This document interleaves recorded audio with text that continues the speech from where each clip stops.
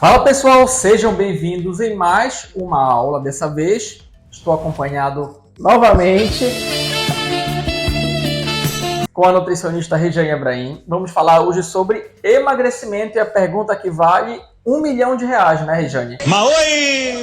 Por que é tão difícil emagrecer? Mas antes, aquele recado importante para você se inscrever no canal, apertar esse botão vermelhinho, porque assim a gente vai continuar produzindo mais e mais conteúdo.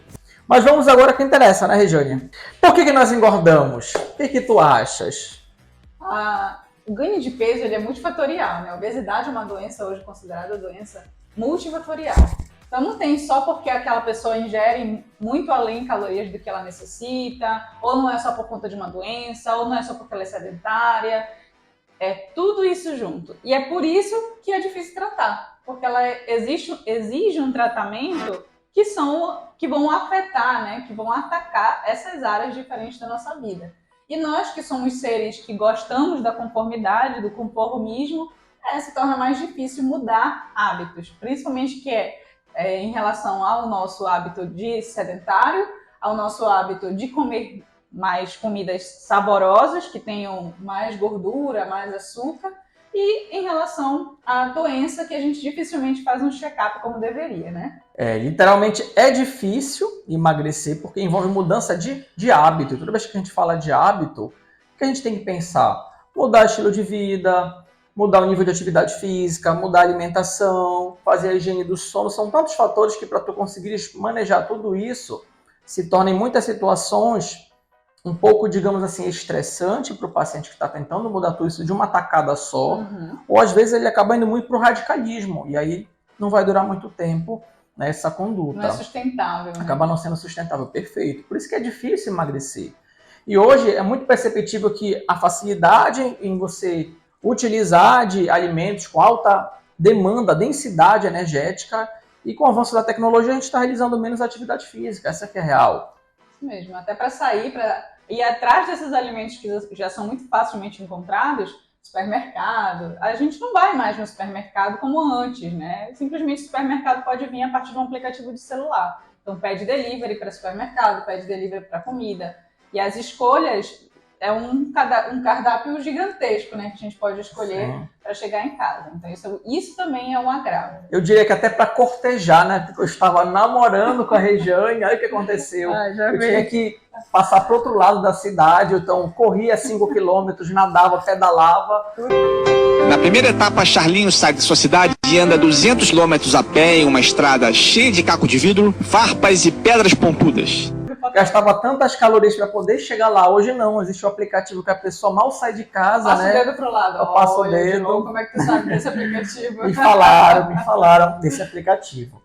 A outra pergunta, Regiane, por onde é que a gordura é eliminada? Porque existe muito mito. Já vi, né, pessoas falando besteiras aí, pseudocientistas falando, pelas fezes, pela urina, já pensou? Mas por onde a gordura é eliminada? Pelo suor, já ouvi também, Eu escutei esse mito. Suor, excretado de todas as formas que a gente imagina que são excretadas outras substâncias do nosso corpo. Mas, por incrível que pareça, é simplesmente pela nossa respiração. É uma troca gasosa. Isso não quer dizer que quanto mais a gente realmente faça esse movimento, né? Isso não quer dizer que você vá emagrecer por conta disso. Então, a gordura, o produto dela, o resto dela é liberado pela troca gasosa, sim, porque o resto, esse CO2 a mais aí, que é o produto da diminuição da oxidação da gordura, ela vai ser liberada tanto pela boca quanto pelo nariz, nessa troca gasosa especificamente. E se você come muito, o que vai acontecer? O nosso corpo vai estocar energia. E a principal forma, a forma mais eficiente de estocar energia é onde? No tecido adiposo. Aí a gente aumenta a nossa adiposidade. Exatamente. A célula, que ela tem essa capacidade tanto de aumentar o volume quanto de se multiplicar. Quando ela aumenta de volume, a gente chama de hipertrofia adipocitária. Tu estás aumentando o volume do teu adipócito. Quando tu consegues aumentar a quantidade de células, seria a hiperplasia adipocitária. Que é pior ainda, né, Odilon? Se a gente fosse pensar em fisiologia, já é ruim você aumentar o volume das células que você já tem. E aí, para o emagrecimento, eu teria que diminuir esse volume oxidando gordura. Agora, imagina quando você tem a possibilidade de proliferar, de aumentar o número de células e depois elas ainda têm a capacidade de aumentar o volume delas.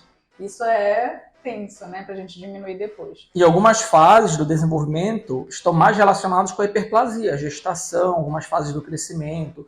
Por isso que o acompanhamento do seu filho, da sua filha, é fundamental. Se você largar de mão, mas o meu filho só quer comer besteira, tá, mas quem oferece essa comida? O pai vai ter que assumir a responsabilidade. Um ambiente obesogênico, né, que a gente chama. E além disso, isso está relacionado com cirurgias também, aquelas cirurgias estéticas que têm o intuito de tirar gordura, literalmente, mas essa gordura ela não vai sumir dali e o seu corpo achar que está tudo bem. Infelizmente, isso foi uma questão agressiva, né? Sim.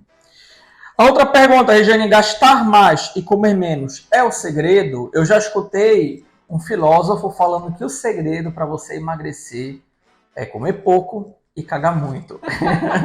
E a maior forma genética e biológica e anatômica para emagrecer, não existe outra. Coma menos e cague muito. Mas o segredo para emagrecer é gastar mais e comer menos? Seria isso? Não só isso, né? Infelizmente, a gente não tem uma fórmula para todo mundo que vai servir para todo mundo. Claro que funcionaria o déficit calórico, ele é importante para um processo de emagrecimento. O aumento da atividade física também vai contribuir positivamente para esse emagrecimento, mas não são as únicas duas coisas que vão te levar a um resultado satisfatório. Inclusive, é chamado de modelo matemático, quando você gasta mais, ingere menos.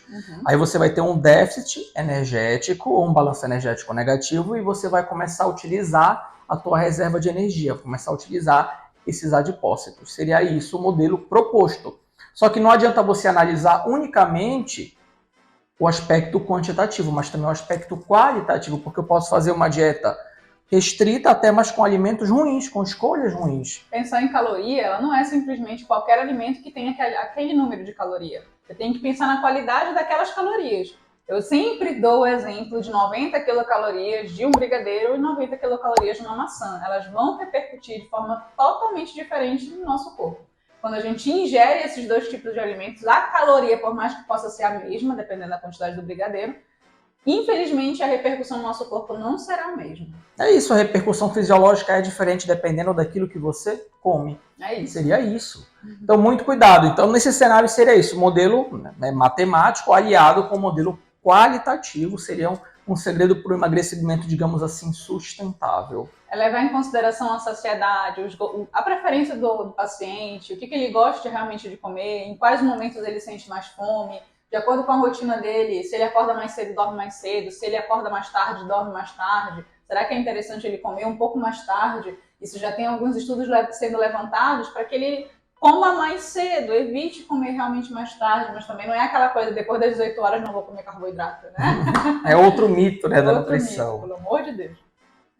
Essa última pergunta aqui, Regiane, como traçar metas para o emagrecimento? Porque as pessoas parece que não entendem. Eu vou emagrecer, ela tirou da cabeça dela 20 quilos em um ano. Como é que a gente traça uma meta para o emagrecimento sustentável? Que pergunta difícil, Gilon. A maioria dos pacientes já vem com um número aqui. Quando eu tinha 15 anos, eu pesava 60 quilos e hoje eu estou com 120. Eu quero chegar naquele corpo de 60 quilos que eu vou me sentir bem. Será mesmo que eu preciso voltar para os 60 quilos com 15 anos? Tu és aquela mesma pessoa com 15 anos, tu tem a mesma maturidade, a mesma ideia, o mesmo pensamento, o mesmo corpo que vai sustentar essa tua ideia de voltar para os 60 quilos? Então não é interessante que a gente alimente, como profissional da saúde, que a gente alimente essa ideia de fixar num peso. É mais importante que você siga o processo de emagrecimento progressivamente e constantemente, que a palavra constância ela é importante. Fundamental. E a partir de avaliações de vários aspectos da saúde daquela pessoa, inclusive uma delas é a perimetria de abdômen, perimetria de cintura, perimetria do braço, uma questão estética feminina principalmente, as dobras cutâneas, especialmente em alguns locais que a gente realiza e aí monitora para saber se ela está perdendo gordura naqueles locais. E isso vai contribuir muito mais do que simplesmente um peso na balança. Eu acredito que espessura muscular, qualidade muscular, dobra cutânea, a diminuição delas, isso é muito mais significativo do que somente o percentual de gordura ou somente a massa corporal pela balança. Perfeito. Ainda tem aquela questão dos parâmetros metabólicos. Às vezes o paciente não perde tanta gordura, perde ali 2 quilos em, 6 meses, mas reduz pressão, reduz glicemia, reduz insulina, reduz o colesterol, reduz o quadro álgico, que é a dor. Melhora tantos parâmetros clínicos que não tem como vocês relatar, olha, você não emagreceu, mas não, você realmente emagreceu menos que o previsto, mas olha a quantidade de benefícios para a sua saúde metabólica. E isso, inclusive, é um objetivo ruim, né? Que as pessoas, quando vêm para a clínica, eu quero perder 20 quilos. Da onde ela tirou esses 20 quilos mágicos? Número mágico. 10 quilos, 20 quilos. Segundo, será que aqueles 20 quilos, 10 quilos realmente vão mostrar a estética que ela quer? Se ela aumentar, se ela tiver uma reconfiguração da composição corporal, né, que a gente está discutindo muito. Que é recomposição corporal, o termo é. Isso. Se a gente tem essa mudança da composição corporal, aumenta a massa muscular, diminui gordura, ela vai diminuir volume, ela vai diminuir perimetrias. Então, necessariamente, ela não vai mexer na balança, ou vai mexer menos do que os 10 quilos, os benditos 20 quilos que ela achava que seriam necessários. Tem a questão da hidratação, tem a questão da pele, realmente, enfim, existem vários pontos para a gente avaliar, não só esse peso da balança.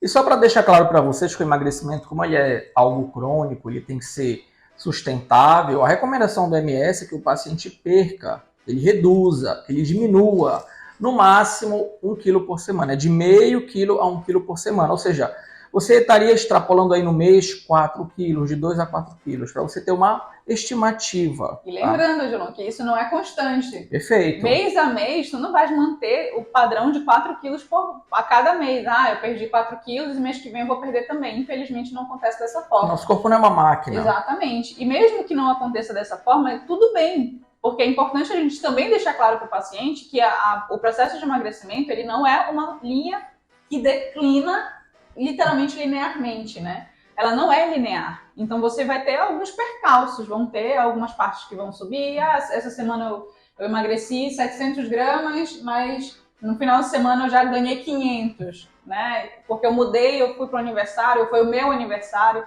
Então existem esses pontinhos aí que vão ter altos e baixos. E tudo bem. Só que se a gente deixar isso claro para o paciente, que isso é previsível, vai ser muito mais fácil dele tentar cair e levantar, porque ele vai saber que é normal. Quando a gente não deixa isso claro para o paciente, fica focando só nos 20 quilos, nos 10 quilos, ele cai, eu vou chutar o balde porque eu não vou conseguir, eu já tentei várias vezes e vou continuar não conseguindo.